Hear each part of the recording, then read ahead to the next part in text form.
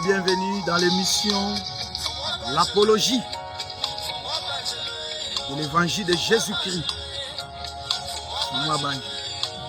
Le Seigneur des anges, le Tout-Puissant, le Roi des rois, le Seigneur des seigneurs, Jésus. Émission L'Apologie de l'Évangile de Jésus-Christ, deuxième numéro, avec votre serviteur, le docteur Pichou Bossang. Veuillez partager, massivement partager votre émission pour l'édification du corps du Seigneur Jésus-Christ. Alléluia. C'est lui le Seigneur des anges, le Tout-Puissant. Voilà, encore une fois, shalom, bien-aimés dans le Seigneur, frères et sœurs en Christ, dans ce deuxième numéro de l'apologie de l'évangile de Jésus-Christ, nous abordons un sujet important qui est l'interdiction de la consommation de viande ou de la chair. L'interdiction de la consommation de viande ou de la chair. Nous rappelons que dans cette émission, l'apologie de l'évangile de Jésus-Christ, nous défendons, c'est une émission de défense de la vérité, défense de la saine doctrine, des enseignements qui sont conformes aux saintes écritures, depuis les prophètes jusqu'aux apôtres de Jésus-Christ. C'est ce que nous appelons l'apologie. Eh bien, les points que nous touchons aujourd'hui, nous les voyons dans certaines églises où l'on interdit la consommation de viande ou de la chair, en se basant aussi sur certains passages bibliques que nous allons examiner ensemble, afin de démontrer la vérité de l'évangile de Jésus. Mais je commence d'abord pour vous dire que la doctrine interdisant la consommation de viande a été annoncée par les apôtres. Nous allons lire dans l'épître au Timothée, 1 Timothée, le chapitre 4, nous commençons à partir du premier verset. Nous lisons: « Mais l'Esprit dit expressément que, dans les derniers jours, certains abandonneront la foi pour s'attacher à des esprits trompeurs. » Dans d'autres versions, on dit des esprits séducteurs et à des doctrines des démons. Le verset 2. « Car ils seront égarés par l'hypocrisie des menteurs, dont la conscience est marquée par le fer rouge. » Ces gens-là interdisent de se marier et de consommer, attention, les aliments que Dieu a pourtant créés pour qu'ils soient pris avec reconnaissance, c'est-à-dire avec action de grâce, par ceux qui sont croyants et qui ont connu la vérité.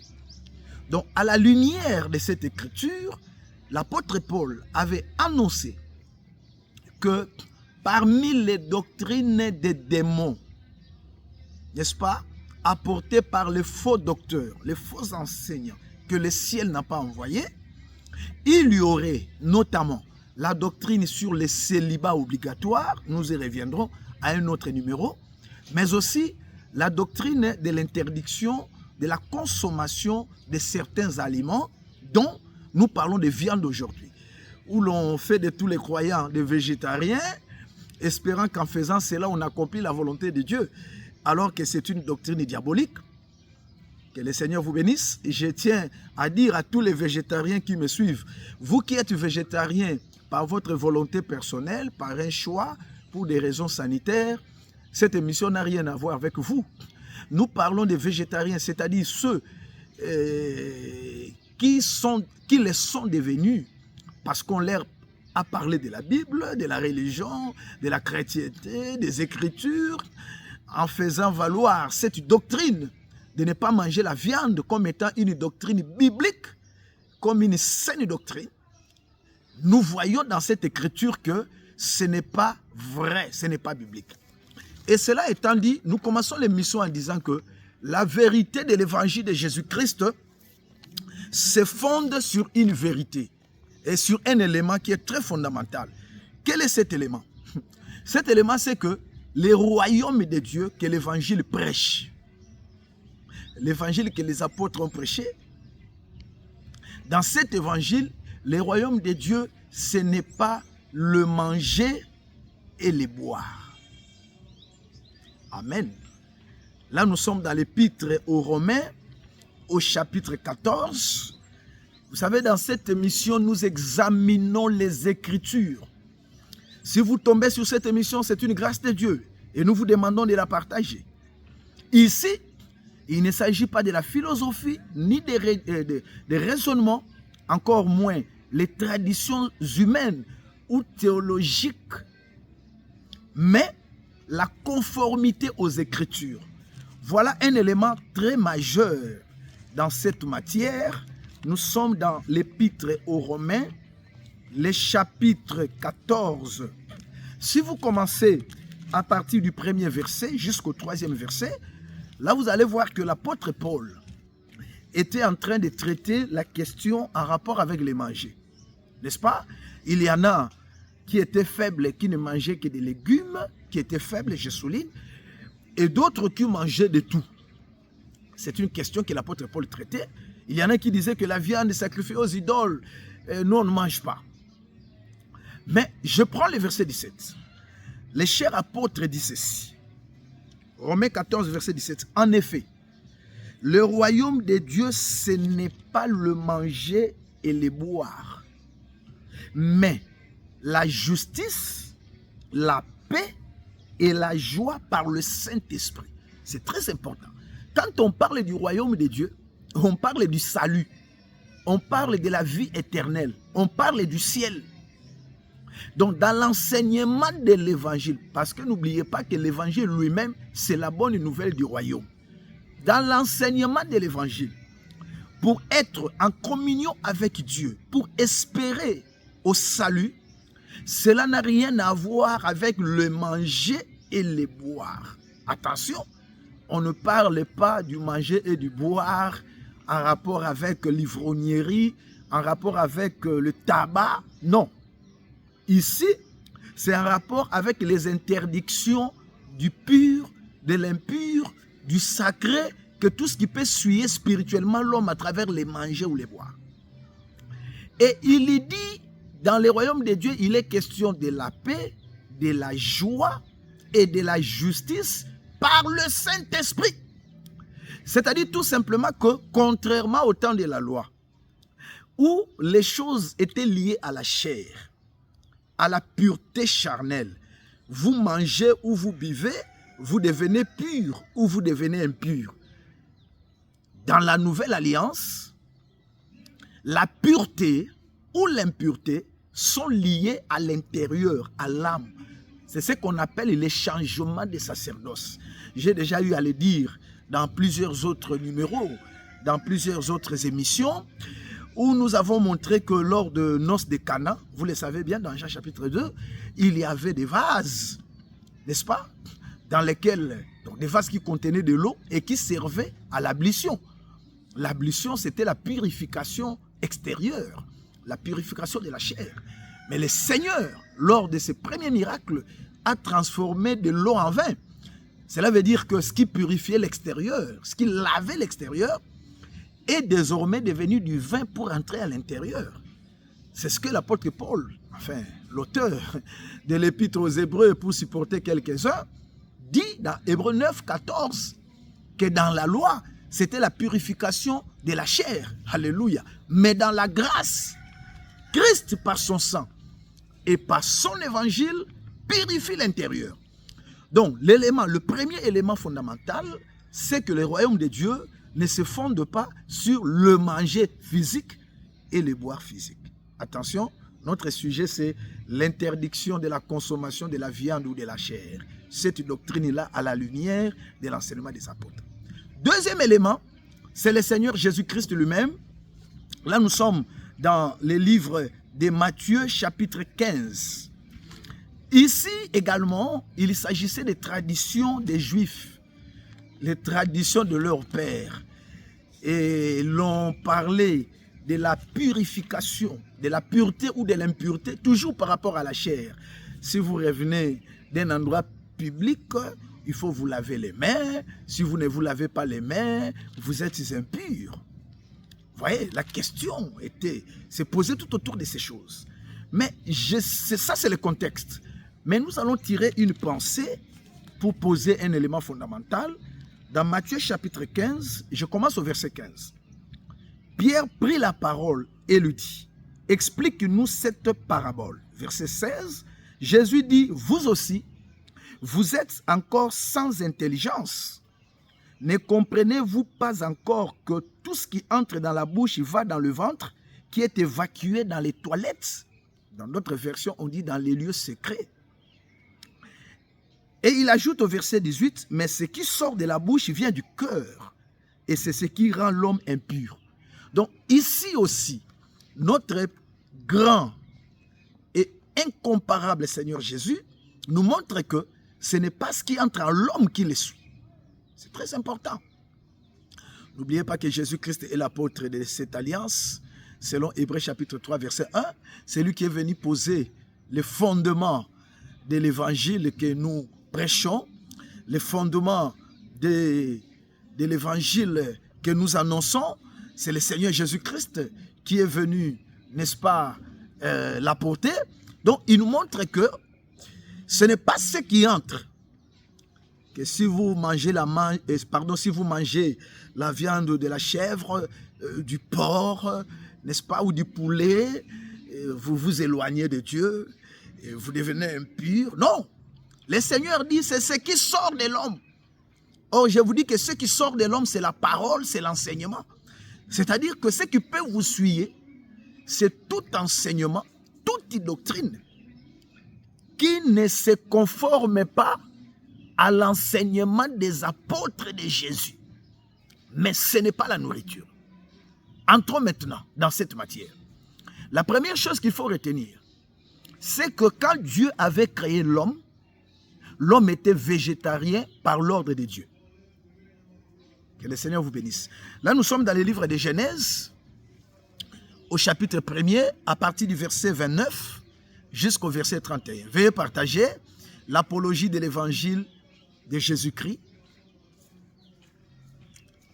Dieu a dit à l'homme, je te donne, et à toi, et aux animaux, l'herbe verte. Donc, le 6e jour, quand l'homme était créé, sa nourriture, à lui et aux animaux, c'était l'herbe verte.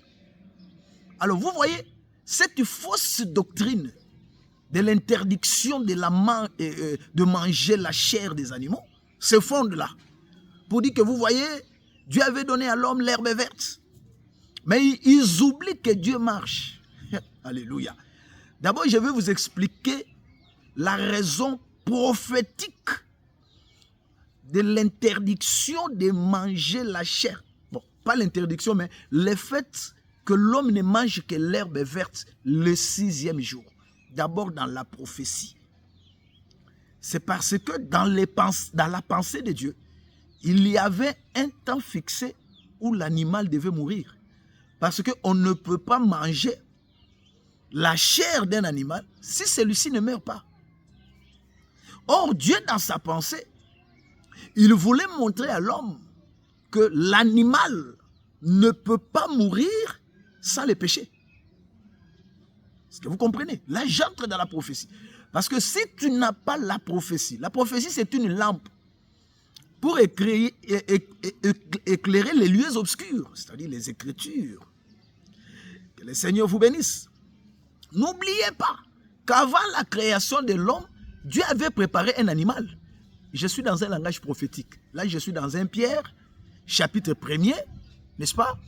Du 18e verset jusqu'au 21e verset.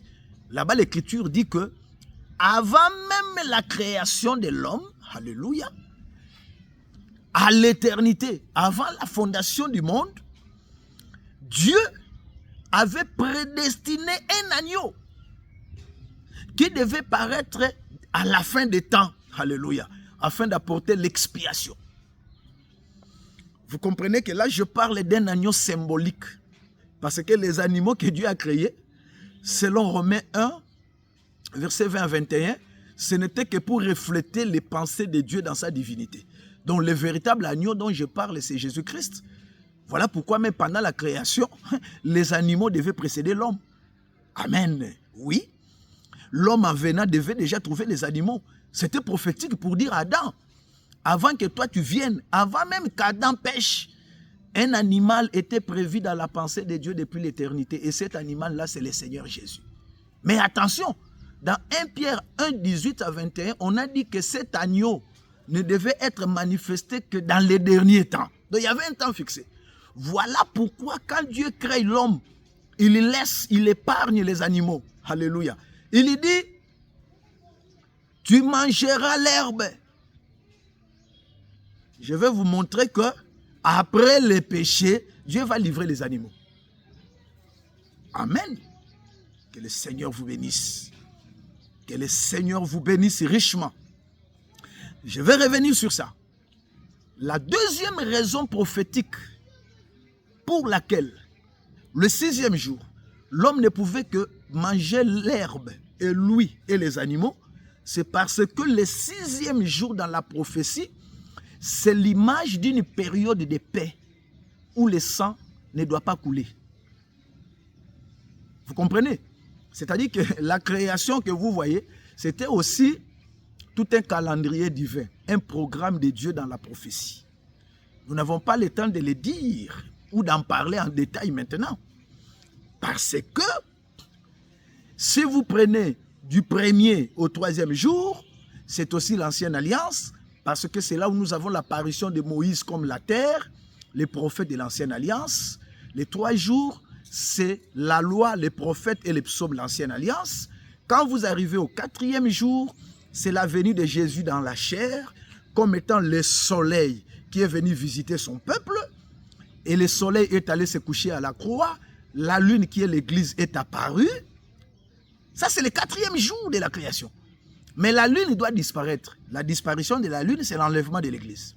Quand vous entrez au 5e jour, vous voyez là-bas, Dieu s'intéresse aux animaux en disant d'abord que les oiseaux s'envolent. C'est encore la répétition de l'enlèvement.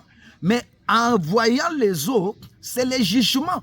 C'est-à-dire, après l'enlèvement, il y aura des fléaux, il y aura des trompettes, il y aura des coupes, il y aura des jugements. C'est la colère de Dieu qui va s'abattre. Mais n'oubliez pas que dans les eaux, il y a aussi les crocodiles. Donc les crocodiles, d'une part, c'est la bête qui apparaîtra.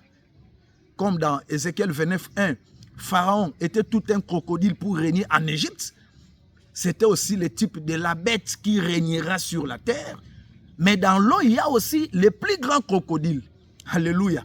Qui est le Seigneur Jésus-Christ lui-même, qui apparaîtra pour la bataille d'Armageddon, comme l'Éternel dans la mer. Il était le grand crocodile qui avait frappé le petit crocodile qui était Pharaon. Ce sera la bataille d'Armageddon. Mais après cela, il faut entrer dans le 6e jour. Or, n'oubliez pas que devant le Seigneur, un jour est comme 1000 ans. 1 Pierre chapitre 3, le verset 8. Un jour est comme 1000 ans. C'est-à-dire, le 6e jour, ce sera l'image du règne millénaire, que nous appelons encore le millénium. Or, le millénium, ce sera le règne de paix.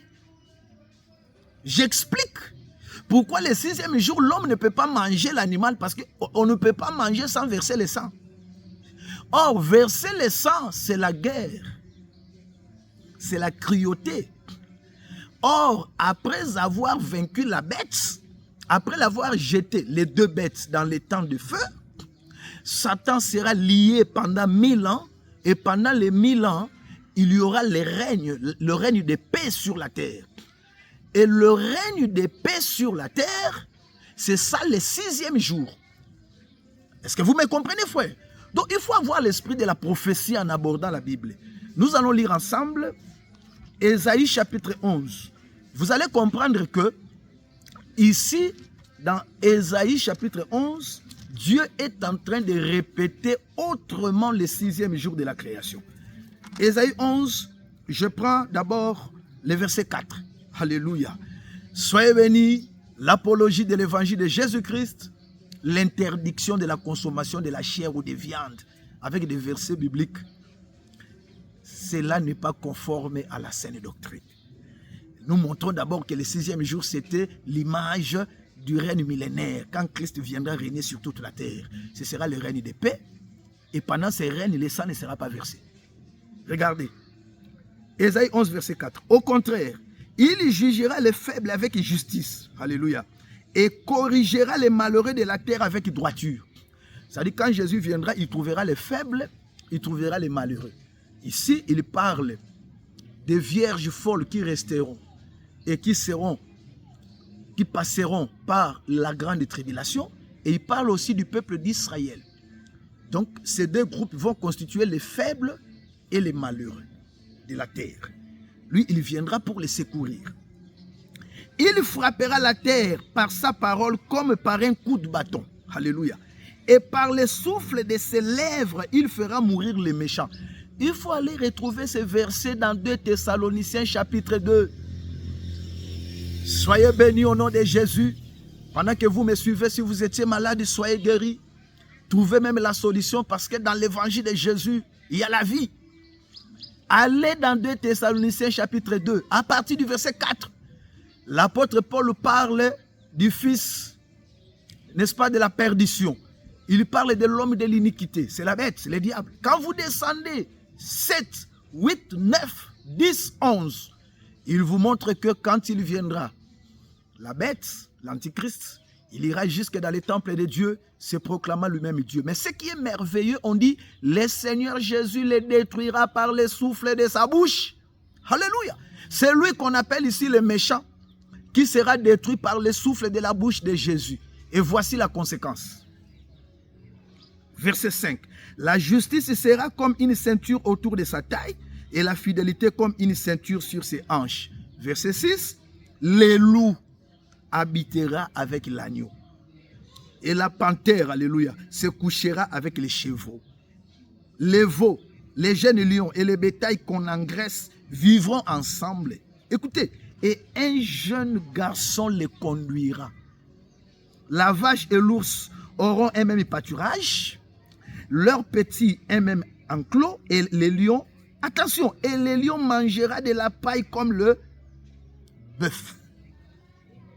Le nouveau-né s'amusera sur les nids de la vipère et le petit mettra sa main dans la grotte du cobra. On ne commettra ni mal ni destruction sur toute ma montagne sainte, car la terre sera remplie de la connaissance de l'Éternel, tout comme le fond de la mer est recouvert par l'eau. Oh, que le Seigneur vous bénisse. Ici, vous voyez, chers frères, c'est qu'après l'Armageddon, où le Seigneur Jésus sera vainqueur, parce qu'il est le roi des rois, le Seigneur des seigneurs, il y aura la paix. On montre d'abord la paix entre les animaux. Les animaux cruels, féroces, habiteront avec les animaux faibles. Et un petit enfant les conduira. Alléluia. Ça, c'est toujours l'image du Seigneur Jésus-Christ. Donc, vous comprenez, en lisant cette écriture, on dit il y aura la paix. Donc, quand Dieu dit à Adam, toi et les animaux, vous mangerez de l'herbe, il est en train d'indiquer que quand Jésus-Christ, le véritable Adam, viendra pour régner. Parce que dans Genèse 1, 26, il a dit à Adam, règne, domine. Jésus, le véritable Adam. Vous pouvez vérifier dans Hébreux chapitre 2, à partir du verset 6, surtout 9 à 10. Là-bas, la Bible dit, Dieu a donné à l'homme le pouvoir de régner sur tous les animaux. Et l'apôtre Paul interprète que l'homme en question, c'était le Seigneur Jésus. Quand il viendra pour régner, il y aura la paix. D'ailleurs, je vais vous dire dans la révélation que ce 6e jour-là, dans la révélation, c'est aussi le cas dans l'église. Parce que dans l'église de Dieu, le sang ne doit pas être versé. Alléluia. Dans l'église de Dieu, c'est la réconciliation. Parce que Jésus est le jeune prophète, non? Souvenez-vous du jeune prophète qui a été dévoré par les lions. Et les gens se sont étonnés. Quand ils sont arrivés, ils ont trouvé les lions et l'âne assis dans la paix. Hey, alléluia. Autour du cadavre du jeune prophète. Donc c'est Jésus le jeune prophète. Parce que le vieux prophète c'est Moïse. La mort de Jésus à la croix nous a réconciliés. Israël et les nations. Mais entre nous les enfants de Dieu. C'est pourquoi il ne peut y avoir de poison. On ne peut pas organiser des criminels pour aller tuer un serviteur de Dieu. Parce qu'il ne voit pas les choses comme vous. On ne doit pas se tuer. La Bible dit nous dans Galates. Nous ne devons pas nous dévorer les uns les autres. Donc, prophétiquement, le sang ne devait pas couler, l'homme ne devait pas manger la chair, Parce que dans le 6e jour, c'est le temps de la paix, le temps de la réconciliation. Et le 6e jour, c'était le règne, l'image du règne millénaire. Mais dans la révélation, dans l'église de Dieu, déjà, il y a la réconciliation.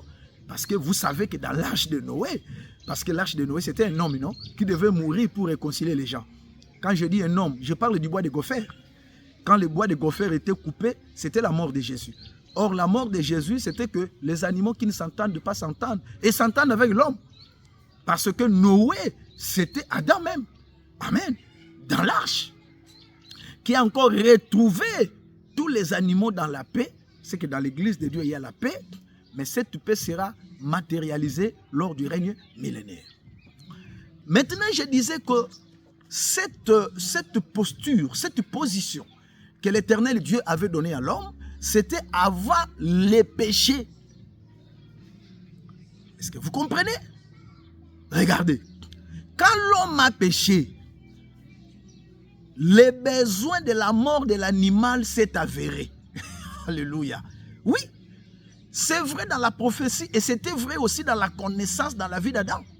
Quand je dis c'est vrai dans la prophétie, parce que j'ai dit le véritable animal, celui que Jean-Baptiste a vu, c'était un homme, mais Jean dit que c'était un agneau, c'est Jésus, préparé avant la fondation du monde, mais qui devait venir dans la chair après le péché.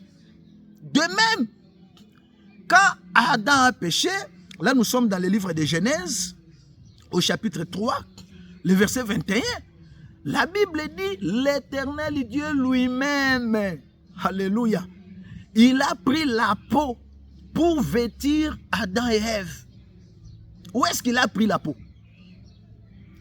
Ah, parce que Adam ne peut pas porter la peau d'un animal pendant que l'animal est vivant. Ah, vous comprenez, non? La peau, c'était un vêtement. Or, le vêtement, c'est la justice. Dans la révélation, cet animal parlait de Jésus. Parce que, alléluia, Jésus devait d'abord mourir à la croix, verser le sang, selon 2 Corinthiens chapitre 5, verset 20 à 21, il devait être fait péché pour nous, afin que nous devenions en lui justice de Dieu. Donc pour que nous portions ces vêtements et que notre nudité ne soit pas découverte devant Dieu, il doit mourir. Quelqu'un peut me dire, Dieu s'était débrouillé pour trouver la peau. Non, il ne pouvait pas trouver la peau sans tuer un animal. Parce que dans Proverbe, chapitre 27, verset 26, la Bible dit, les agneaux sont là. Pourquoi? Pour te vêtir. Donc Dieu devait recourir aux agneaux. Amen. Vous comprenez ce que je suis en train de dire? C'est très important. Parce qu'en faisant cela, Dieu était tout un sacrificateur. Je dois vous rappeler en passant que même les jardins d'Éden, c'était tout un sacerdoce. Ou si vous voulez, un tabernacle. Oui, parce qu'il y avait la cuve d'airain, tout un fleuve qui était là. Il y avait les pains de proposition, ce sont les fruits des arbres. Il y avait aussi la verge d'Aaron qui avait fleuri, c'est l'arbre de vie qui était au milieu du jardin. Il fallait qu'il y ait aussi un autel et un sacrifice, parce que le sacrificateur, c'était d'abord Dieu lui-même. Vous comprenez? Ici, déjà dans les jardins, Dieu montre à l'homme que la barrière que j'avais érigée pour épargner l'animal, cette barrière est tombée. Parce qu'il avait fait cela pour des raisons pédagogiques. Toutes les Écritures parlent de Jésus. Il avait fait cela seulement pour nous montrer que la mort de Jésus, le sang de Jésus n'attendait que le péché. Et quand il a vu le péché, il ôte la barrière qui empêchait que l'animal meure. Que le Seigneur vous bénisse. Et je pense que ce que j'ai dit, vous êtes en train de comprendre cela. C'est pourquoi quand vous irez déjà dans Genèse chapitre 4, vous allez trouver que Abel et Abel et Caïn vont offrir. Mais Abel va offrir quoi? Les premiers-nés de son troupeau. Amen. Et Yahweh va agréer l'offrande d'Abel. Mais Dieu aurait pu dire, Abel, ne m'offre pas un animal, L'animal, c'est comme toi. Ce sont des enseignements, de faux enseignements que nous écoutons. L'animal, c'est comme toi. L'animal ne doit pas mourir, Abel, n'offre pas. Dieu a accepté les premiers-nés du troupeau. Alléluia. Nous savons que c'était prophétique. Parce qu'en réalité, le sacrifice d'Abel, c'était Abel lui-même. Le sacrifice d'Abel, c'était Abel lui-même. Abel était tout un sacrifice. Il a offert d'abord en étant vivant. Alléluia. Ensuite, il est allé mourir. C'est Jésus, hein? Là, on reviendra sur toutes ces choses. Mais retenez que Abel avait offert. Tout cela, c'était après les péchés. Mais allons plus loin. Que le Seigneur vous bénisse. Apologie, l'apologie de l'évangile de Jésus-Christ. Allons plus loin, chers frères. Après les déluges, là, nous sommes à l'époque de Noé. Vous avez vos Bibles vérifiées? Là, nous sommes déjà dans Genèse, chapitre 9, à partir du premier verset. Soyez bénis au nom glorieux de Jésus-Christ et veuillez partager votre émission. Vous voyez que c'est un faux enseignement. Parce qu'il se cramponne dans le livre de Genèse. Alors que les Écritures sont des frères. Alléluia, qui doivent s'embrasser. Nous avons toujours répété, comme David l'a dit dans le psaume 36, verset 10. Par ta lumière, nous voyons la lumière. Une écriture doit être éclairée par une autre écriture. Et les écritures sont des frères. Entre les frères, il ne peut y avoir de contradictions. Dans Genèse chapitre 9, à partir du premier verset, après les déluges, écoutez ce que l'Éternel va dire à Noé. Dieu bénit Noé et ses fils. Il leur dit, reproduisez-vous, devenez nombreux et remplissez la terre. Alléluia. Vous serez craints et redoutés de tout animal de la terre, de tout oiseau du ciel, de tout ce qui se déplace sur les sols et de tous les poissons de la mer. Ils sont placés sous votre autorité. Si vous avez le Saint-Esprit, alléluia, vous allez comprendre que Noé, c'est la répétition d'Adam. En d'autres termes, c'est le recommencement. Amen. C'est pourquoi vous voyez, ça c'est Genèse 1, 26. Quand il a créé l'homme, il a dit multipliez-vous, remplissez la terre, dominez sur les oiseaux, les poissons, les animaux. Ici, il répète à Noé, il dit remplissez la terre, peuplez la terre. Vous serez un objet de crainte devant tous les animaux. Mais comme ici, les péchés étaient déjà entrés, écoutez ce qu'il dit. C'est ça la Bible, frères. Nous prenons maintenant le verset, oh merci Seigneur, 3. Genèse 9, verset 3. Tout ce qui se déplace et qui vit vous servira de nourriture. Je vous donne tout cela de la même manière que je vous ai donné l'herbe verte. Votre prophète là, c'est un faux prophète que le ciel ne connaît pas. Celui qui vous dit, ne mangez pas de la viande parce que, oh, dans Genèse, Dieu a donné de l'herbe. C'est un faux prophète. Parce qu'il n'a pas voulu voyager dans la Bible. Ici, Dieu lui-même dit, alléluia, l'homme, Noé, mangez tout ce qui se déplace. Mangez les animaux. Je vous donne la chair des animaux comme je vous ai donné l'herbe verte. Oh! L'évangile éternel, l'évangile puissant, l'évangile glorieux. Les gens sont aveuglés, frère. Il dit, là-bas, je vous ai donné l'herbe verte. Mais maintenant que je recommence les choses, mangez aussi la chair des animaux. Et j'aime ça. Hein? Il devait d'ailleurs nous montrer que Noé, c'est Adam. Il va même répéter ce qu'il avait dit à Adam. Ça, c'est au verset 4. Seulement, vous ne mangerez aucune viande avec sa vie, avec son sang. Pour montrer que Noé, c'est toujours Adam. Et Dieu sait que là-bas, il avait aussi dit à Adam, vous pouvez manger, tu peux manger. Genèse 2, 16 à 17. Tu peux manger de tous les arbres du jardin, mais quant à l'arbre qui est au milieu, tu n'en mangeras pas. Il répète aussi les choses mutatis mutandi, en changeant de mots et de termes. Autrement, il dit, vous pouvez manger la chair, mais ce qui est au milieu là, ce qui est dedans, le sang, ne mangez pas. Pour dire que, au moins Adam a eu une interdiction, je donne aussi une interdiction à Noé. Mais quant à la consommation de la viande, Yahweh autorise. Que le Seigneur vous bénisse richement dans le nom du grand et incomparable Seigneur Jésus. Je suis en train de vous dire que le fait de manger la viande d'un animal n'est pas un péché. Non, le péché c'est l'impudicité, le vol, les mensonges. Surtout ces gens-là qui interdisent la viande, les mensonges dans de fausses prophéties pour intimider seulement les gens. C'est ça le péché, c'est ce qui sort de l'homme, mais pas la viande. Remarquez, dans Genèse chapitre 18, le grand Elohim paraissant à Abraham sous une forme humaine, parce qu'Abraham avait vu 3 hommes, Genèse 3, Genèse 18 à partir du premier verset. Mais Abraham il dit Seigneur au singulier. Est-ce que vous savez ce qu'Abraham avait dit à Dieu? Acceptez de rester auprès de votre serviteur. Je chercherai de l'eau pour vous laver les pieds.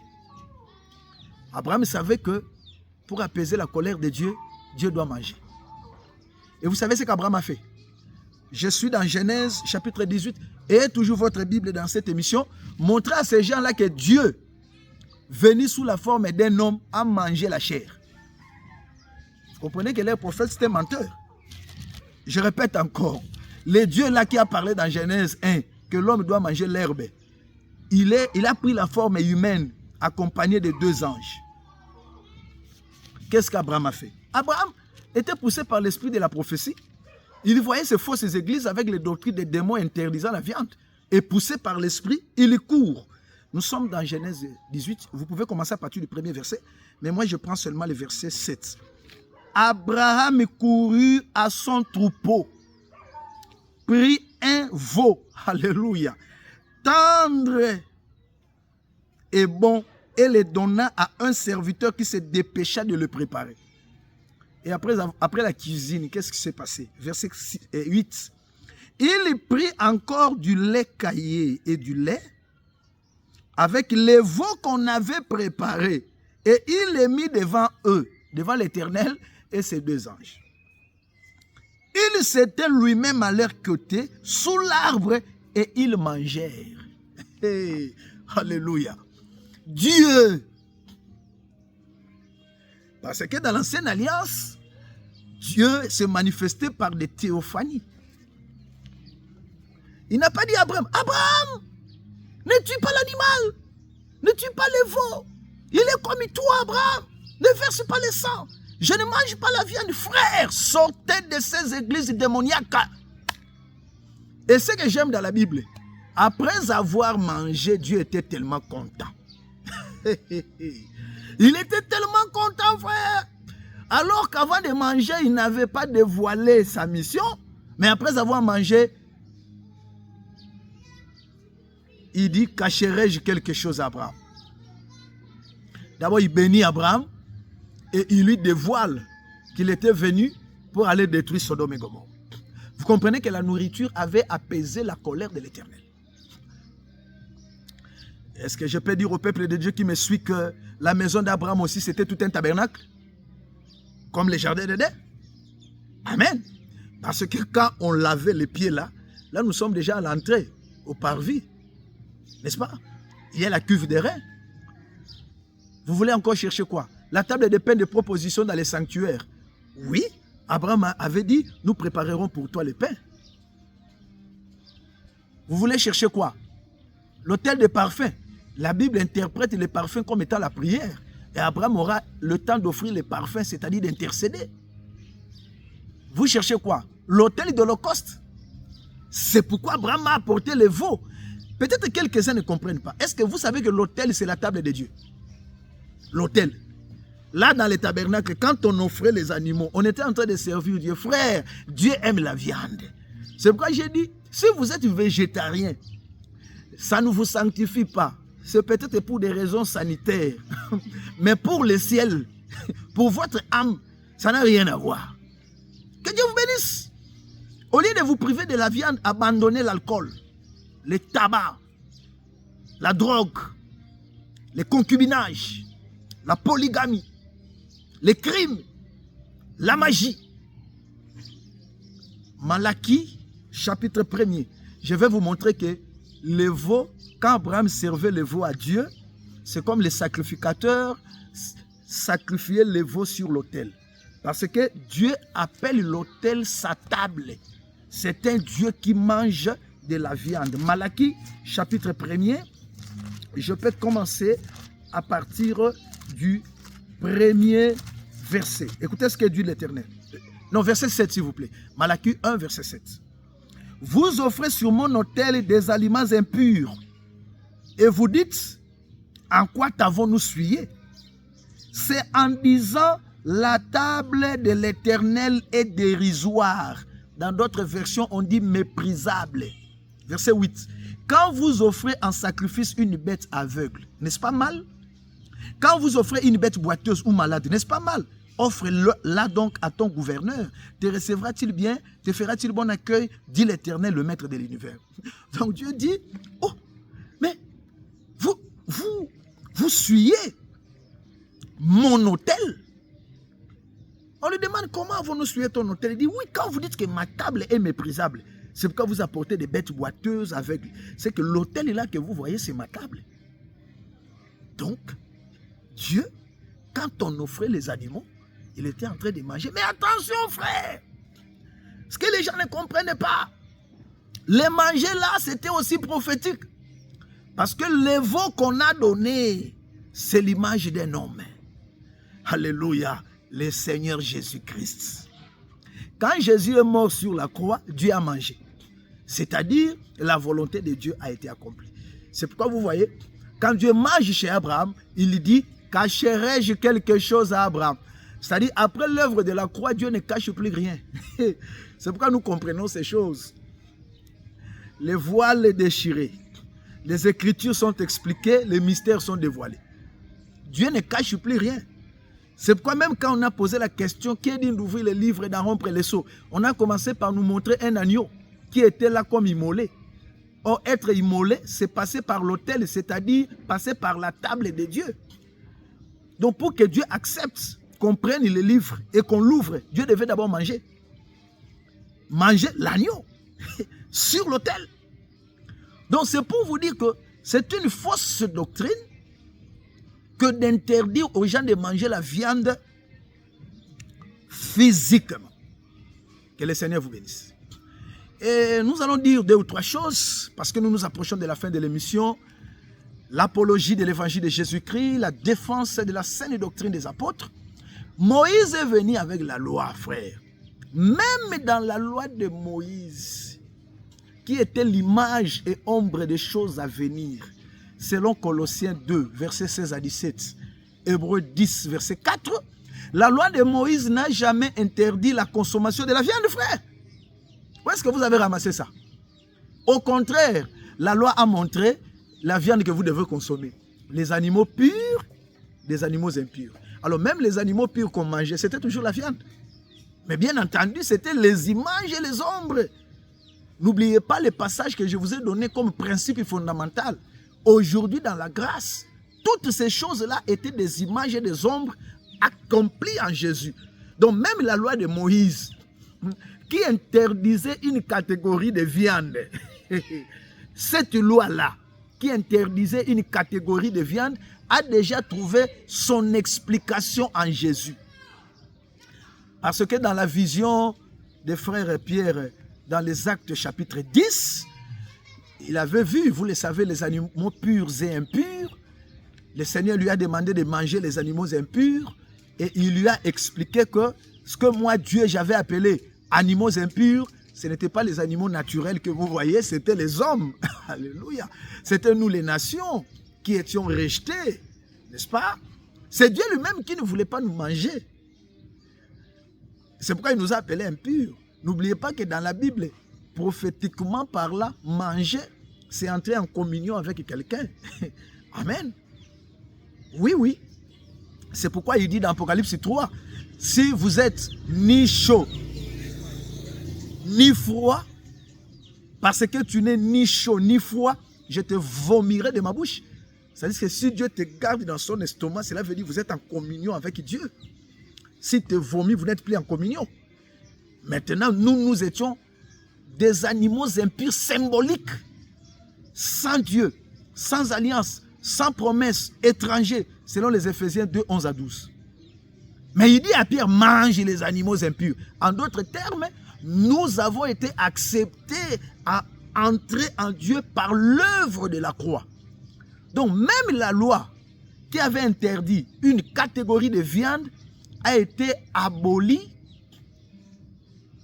et expliquée en Jésus-Christ. Que le Seigneur vous bénisse. Donc, retenez ceci. En Christ, dans l'évangile des apôtres, il n'existe pas d'interdiction de manger de viande. C'est une doctrine diabolique. D'ailleurs, j'aime bien 1 Corinthiens 10, versets 25 à 28. L'apôtre Paul dit « Mangez de tout ce qui se vend au marché ». Et si vous lisez le chapitre 10, la problématique c'était « Est-ce qu'on doit manger la viande sacrifiée aux idoles ?» Paul dit « Non, pour nous qui connaissons la vérité, même les idoles n'existent pas. Si vous êtes fort dans la foi, mangez de tout ce qui se vend au marché. » J'aime ça au verset 28. Mais si quelqu'un vient te dire « Cette viande-là a été sacrifiée aux idoles à cause de sa foi, ne mange pas. » Paul dit bien « Cette viande-là a été sacrifiée aux idoles. » C'est-à-dire Paul n'interdit pas la consommation de la viande, sauf si c'est pour supporter un frère faible qui estime que c'était sacrifié aux idoles. Mais quant à vous qui avez compris la parole, mangez tout ce qui se vend au marché. Donc, cette doctrine d'interdire aux fidèles de manger la viande est diabolique. Elle n'est pas fondée dans la Bible. Que le Seigneur vous bénisse. Demeurez dans la vérité. Privez-vous du péché. Abstenez-vous du péché. Gardez l'évangile de Jésus jusqu'au jour où il reviendra. Nous nous reverrons dans les airs. Émission Apologie de l'évangile de Jésus-Christ. Nous vous prions de soutenir cette émission de quelque manière que ce soit, d'aimer cette émission et partager cette émission. Et nous croyons que le Seigneur, le Dieu de la Bible, le Dieu des prophètes et des apôtres, vous bénira. C'était donc votre émission, l'apologie de l'évangile de Jésus-Christ, avec votre serviteur Pichubo Sang Docteur. Nos numéros sont là pour tout besoin de contact, questions, suggestions ou compléments. Restez bénis au nom de Jésus. Alléluia.